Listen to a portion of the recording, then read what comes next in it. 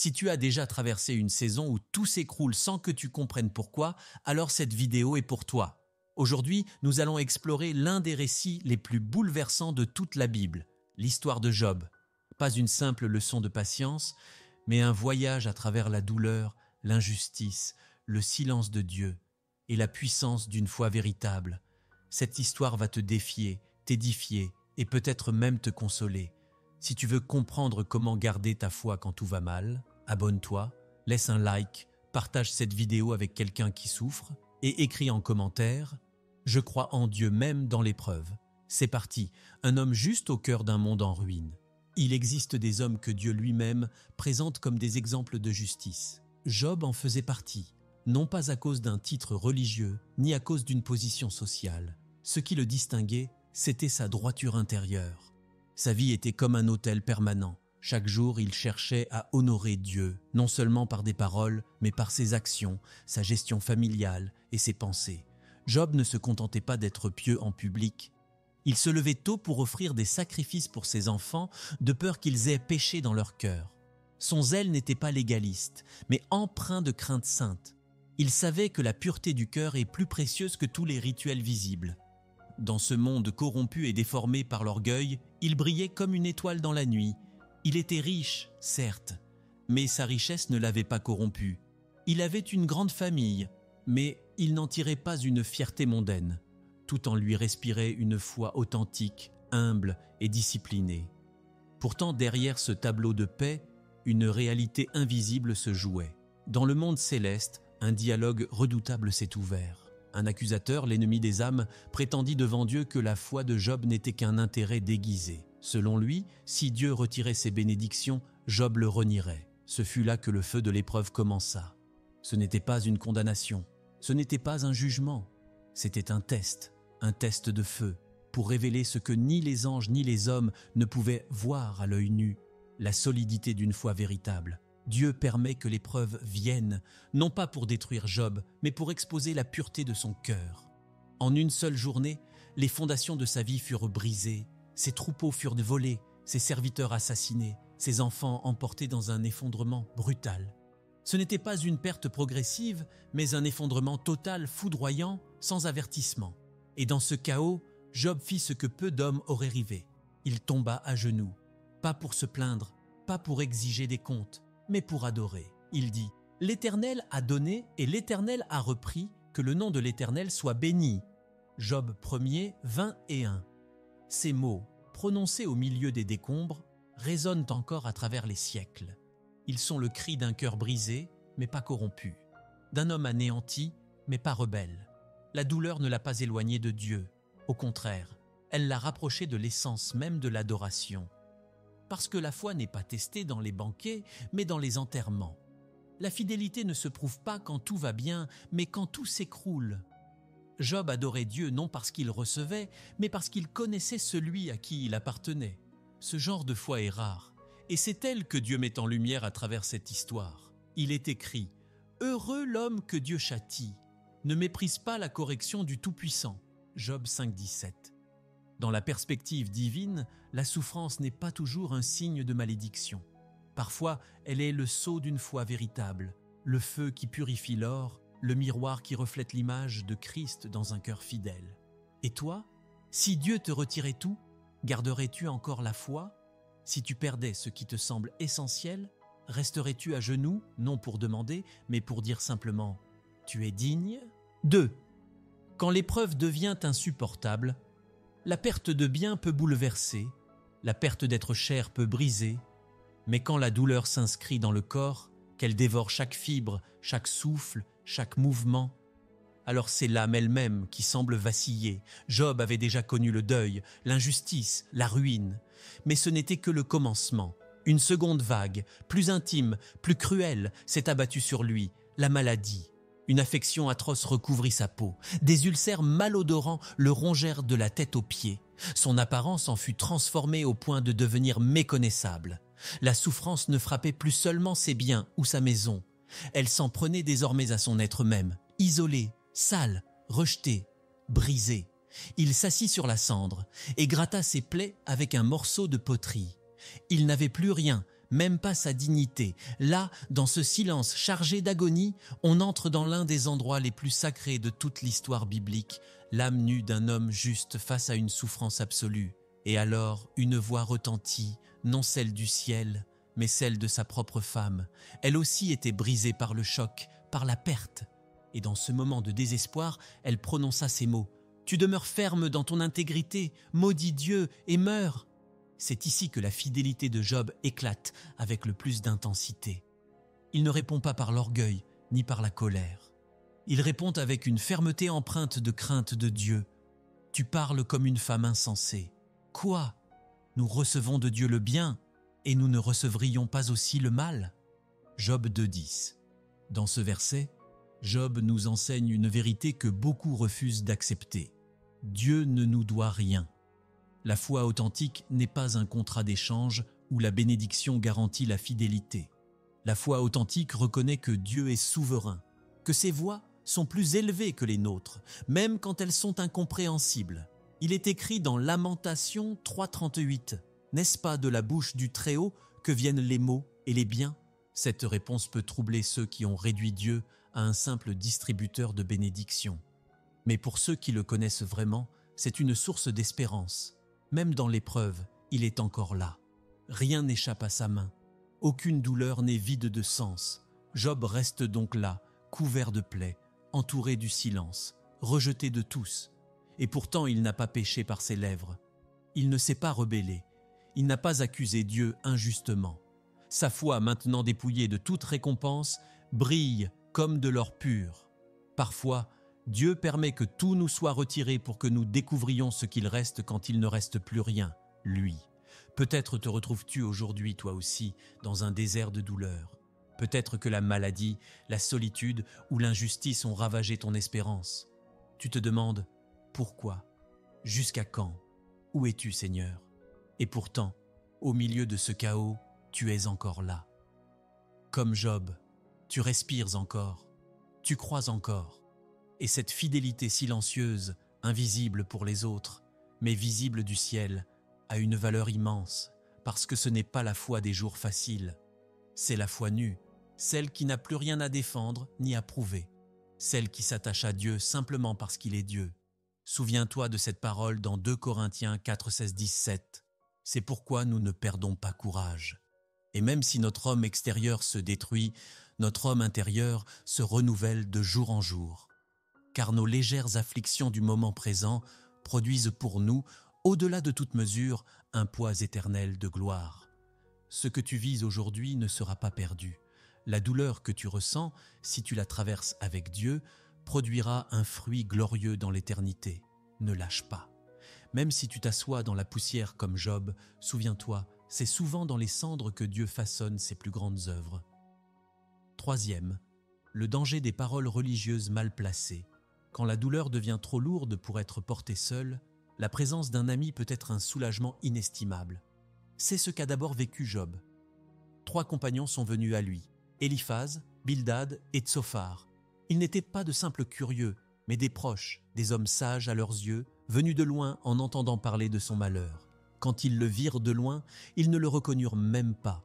Ils se mirent à pleurer, déchirèrent leurs vêtements et s'assirent auprès de lui, en silence, pendant 7 jours et 7 nuits. Cette première réaction fut admirable. Rien n'est plus sacré que le silence partagé avec celui qui souffre. Pas besoin de paroles. Parfois, la présence suffit.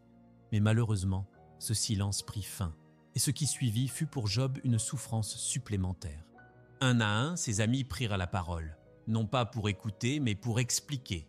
Non pas pour soulager, mais pour accuser.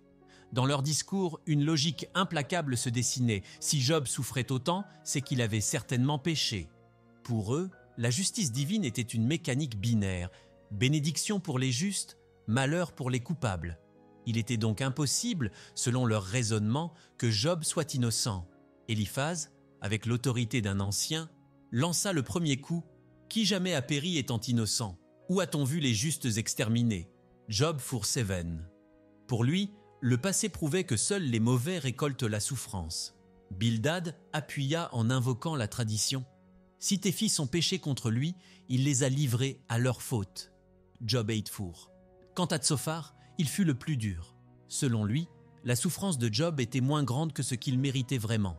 Des paroles dures, insensibles et déformées. Job, affaibli, méprisé, accablé, n'avait pas besoin d'un tribunal. Il avait besoin de compassion. Il n'avait pas besoin d'explications théologiques, mais de bras pour pleurer. Et ce que ces hommes croyaient être des paroles de vérité étaient en fait des flèches empoisonnées. Dans cette réaction, la Bible nous met en garde. Il est dangereux d'associer systématiquement la souffrance à la faute. Toutes les douleurs ne sont pas des punitions.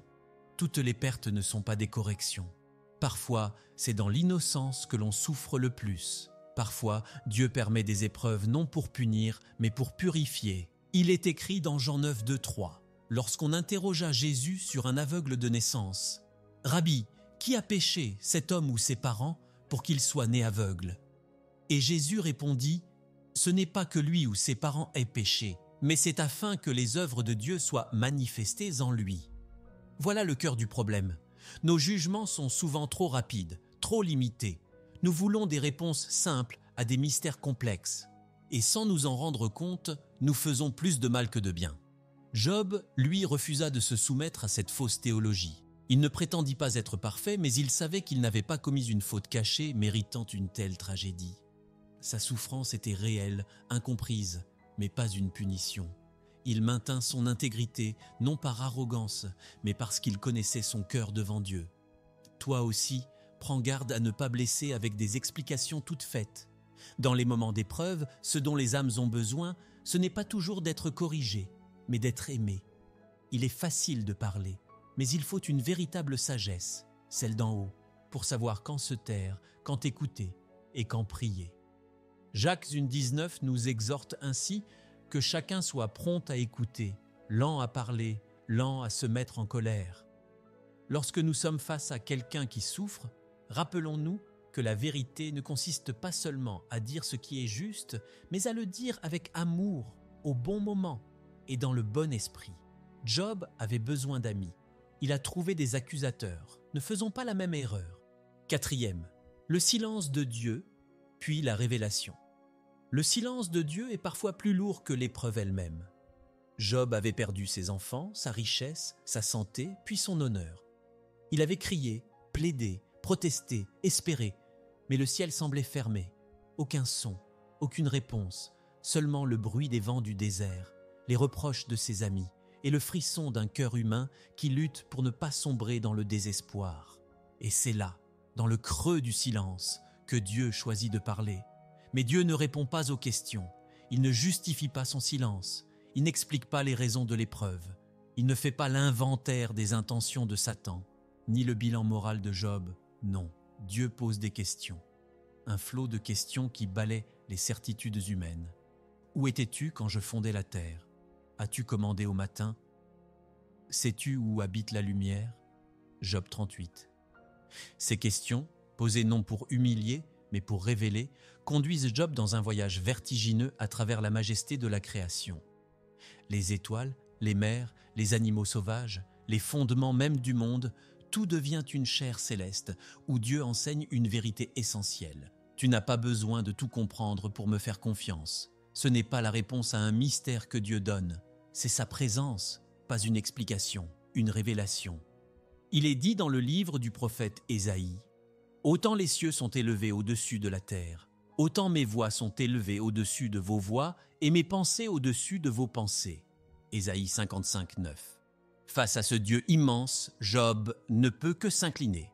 Ce n'est pas qu'il découvre un péché secret, ce n'est pas la repentance d'un coupable moral, mais celle d'un homme qui reconnaît l'étroitesse de son regard. Il confesse avoir parlé de choses trop grandes pour lui. Il déclare « Mon oreille avait entendu parler de toi, mais maintenant mon œil t'a vu. » Job 42, 5. C'est là le cœur du changement. Avant, Job avait une connaissance de Dieu basée sur des paroles, des traditions, des principes. Maintenant, il a vu, il a rencontré, il a été confronté à la sainteté, à la puissance, à la sagesse insondable du Créateur. Et cela suffit. Dieu ne lui donne pas un pourquoi, mais il se donne lui-même. Et c'est bien plus précieux, car ce que Job avait perdu ne pouvait être réparé par des mots. Il avait besoin de la présence, d'une rencontre, d'un regard plus haut que sa souffrance. Il est écrit dans Psaume 46, 11. Arrêtez et sachez que je suis Dieu. Parfois, c'est le silence qui prépare la révélation. Parfois, Dieu attend que toutes les voix humaines se taisent pour faire entendre la sienne. Et ce qu'il dit n'est pas toujours ce que nous espérions, mais c'est toujours ce dont nous avons besoin. Job découvre que Dieu est souverain, non seulement quand tout va bien, mais même quand tout semble brisé. Il apprend que la paix ne vient pas de la compréhension, mais de la proximité. Et cette révélation transforme un homme souffrant en un adorateur renouvelé. Toi aussi, si tu te sens abandonné dans le silence de Dieu, ne désespère pas. Il n'est pas absent, il prépare ton cœur à entendre ce que la tempête cache encore. Ne cherche pas seulement des explications, cherche sa face. Car quand Dieu se révèle, même sans répondre à toutes tes questions, cela suffit. 5. La restauration vient après la fidélité. Il y a une différence entre être délivré et être restauré. Être délivré, c'est sortir de la douleur. Être restauré, c'est recevoir au-delà de ce que la douleur a arraché. Et dans le récit de Job, Dieu n'a pas simplement mis fin à sa souffrance. Il l'a relevé, il l'a reconstruit, il l'a restauré. Mais cette restauration n'est pas venue au moment où Job a trouvé des réponses.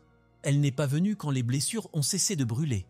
Elle est survenue lorsque Job a manifesté la fidélité la plus difficile, pardonner. Dieu dit à Éliphaz et à ses deux amis « Vous n'avez pas parlé de moi avec droiture, comme l'a fait mon serviteur Job. » Et il leur ordonne de présenter un sacrifice. Mais ce sacrifice seul ne suffisait pas. Il fallait que Job prie pour eux. Oui, celui qu'ils avaient accusé, méprisé, écrasé sous le poids de leurs paroles injustes, devait maintenant intercéder pour leur pardon. C'est là que la grandeur de Job éclate, non dans ses paroles, mais dans son cœur. Il prie, non avec amertume, non avec un désir de vengeance. Il prie avec compassion, et c'est dans ce moment sacré d'intercession que la restauration commence. Comme le dit Proverbe 11, 25, « Celui qui arrose sera lui-même arrosé ». Job avait été vidé, mais en bénissant les autres, il s'est retrouvé inondé. Dieu lui redonna ce qu'il avait perdu au double. Son troupeau fut multiplié, ses richesses restaurées. Il eut à nouveau 7 fils et 3 filles, dont la beauté était sans égale. Mais plus encore, il connut une longévité paisible. Il vit ses enfants et les enfants de leurs enfants jusqu'à la 4e génération. Mais ne nous trompons pas, le trésor de cette fin n'est pas l'or ni les troupeaux. Ce n'est pas non plus le confort retrouvé. Le vrai miracle, c'est que la foi de Job est sortie plus pure qu'elle n'était entrée dans l'épreuve. Il avait entendu parler de Dieu, maintenant il le connaissait, non de loin mais de près, et cette proximité ne peut être achetée. Elle ne se fabrique pas. Elle naît dans la fournaise de la fidélité. Il est écrit dans 1 Pierre 5,10 « Le Dieu de toute grâce, qui vous a appelé en Jésus-Christ à sa gloire éternelle, après que vous aurez souffert un peu de temps, vous perfectionnera lui-même, vous affermira, vous fortifiera, vous rendra inébranlable. » Cette promesse, Job l'a vécue, et elle est pour tous ceux qui persévèrent dans la foi. Le chemin de la souffrance n'est jamais vide. Il débouche, tôt ou tard, sur une œuvre divine, même si elle n'est pas toujours visible ici-bas. Dieu ne gaspille jamais la douleur de ses enfants. Si tu traverses une saison difficile, ne lâche pas. Ne mesure pas ton avenir à ton présent. Reste fidèle. Pardonne ceux qui t'ont blessé. Bénis ceux qui t'ont accusé. Et surtout, continue à chercher la face de Dieu, même sans réponse. Car la restauration vient, non comme une récompense, mais comme une grâce. Elle ne suit pas la compréhension, mais la fidélité. Et elle ne restaure pas seulement ce que tu as perdu, mais elle restaure ton cœur, ton espérance, ta vision. L'histoire de Job nous enseigne que la foi véritable n'est pas une foi qui évite les épreuves, mais une foi qui y survit. Dieu ne nous doit pas d'explication, mais il nous offre sa présence, sa fidélité et au final, sa restauration. Si tu passes par une saison difficile, souviens-toi que Dieu est encore là. Il voit, il sait, il entend. Et même si tu ne comprends pas tout, reste fidèle. La fin est plus glorieuse que le commencement. Si cette vidéo t'a édifié, abonne-toi, partage-la avec quelqu'un et écris en commentaire « Dieu est fidèle, même dans l'épreuve ». Et surtout, clique sur la vidéo qui s'affiche maintenant à l'écran. Elle va encore t'aider à fortifier ta foi.